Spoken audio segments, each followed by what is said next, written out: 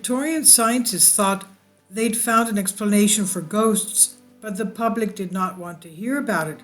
This is by Carl Bell, reader in Cultural History, University of Portsmouth, on the conversation.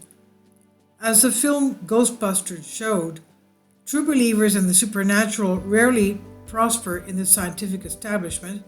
Throughout history, scientists who entertained theories on ghost magic and the afterlife were discredited by their peers and condemned for tarnishing the rational foundations of the discipline. Even Isaac Newton carefully downplayed his interest in alchemy to preserve his reputation as the father of modern science.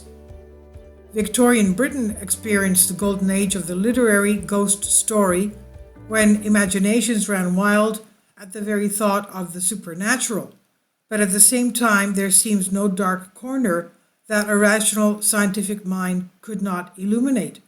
Researchers such as John Ferrier and Samuel Hibbert were keen to clear up all the talk of phantoms.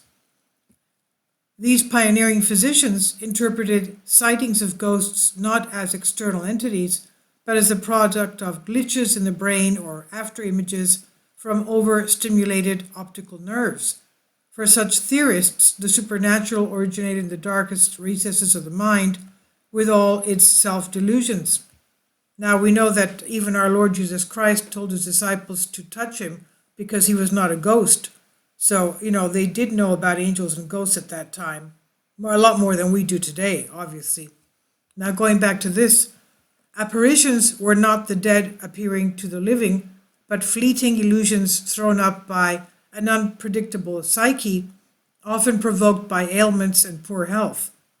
As Ebenezer Scrooge said to the ghost of his late business partner, Jacob Marley, in Charles Dickens' A Christmas Carol, quote, "You may be an undigested bit of beef, a blot of mustard, a crumb of cheese, a fragment of underdone potato. There's more of gravy than grave about you," he said.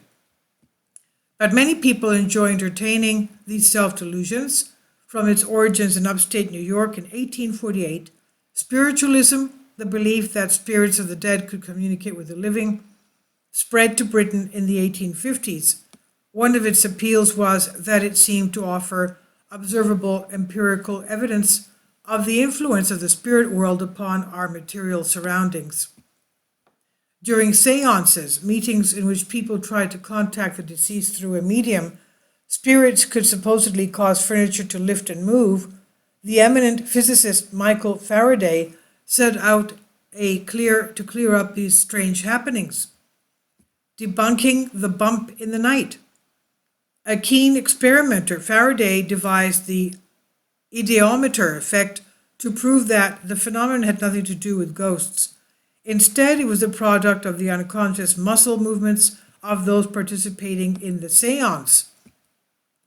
Scientists from various fields are engaged in the march of the intellect, an attempt to diminish the reality of a person's experiences with ghosts to tricks of the mind, quote unquote, or other quirks of human perception, but many Victorians were not satisfied.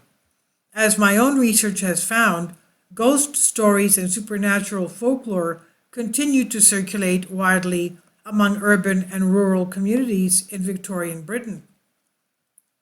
Even some scientists were curious. The Society for Physical Research, established in 1882, believed nothing should be beyond the realm of scientific inquiry, including the supernatural. Led by respected scholars such as Henry and Eleanor Sidgwick and physicist William Barrett, members of the society were willing to stake their reputations on their findings. Various subcommittees investigated hypnotism, telepathy, seances, and hauntings. Their work helped expose frauds, and they were careful to apply scientific controls to their investigations. But critics complained that their willingness to give credence to such ideas would have a corrupting influence that could only revive a credible belief in ghosts.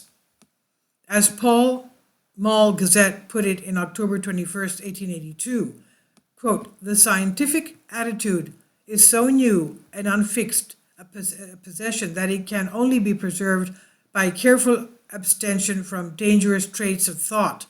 Even the ablest and most scientific observers, when they have taken the first step by inquiring, may sink to the very bottom of the pond before they finish." End quote. Despite the efforts of 19th century scientists, ghosts have never been convincingly drawn into the realm of scientific explanation. Even so, it's not uncommon to find TV ghost hunters reading words in the squawks and crackles of static on high-tech recording equipment in supposedly haunted houses, the modern equivalent of moving furniture in candlelit drawing rooms. The enchanting appeal of the unknown seems certain to ensure that ghosts live on forever. This is by The Conversation, Carl Bell, reader in Cultural History, University of Portsmouth. Please leave your comments. Thank you for your support. Kindly support my Patreon account. The daily posts are 5 videos daily, and they are totally different from what I have on my YouTube channel. Thank you so much for your support and that you find all my content so interesting. You'll find the Patreon account details in the description box below.